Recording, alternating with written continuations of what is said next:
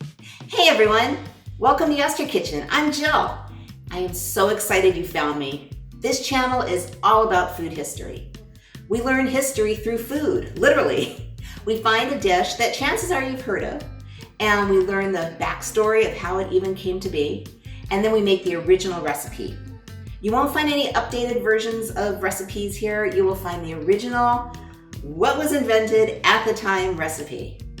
And we also explore some little-known food fads or some lost recipes.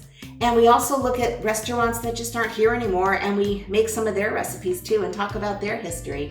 It's fun. It's a great way to learn history. Well, it is for me because I love food. It's the only way I could learn history. So anyway, here's a little sneak peek of what you're going to see in the series. And at the end, you're going to have an opportunity to subscribe so you won't miss a single episode.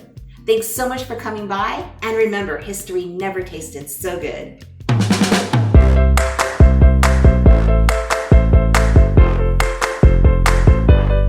Cheers.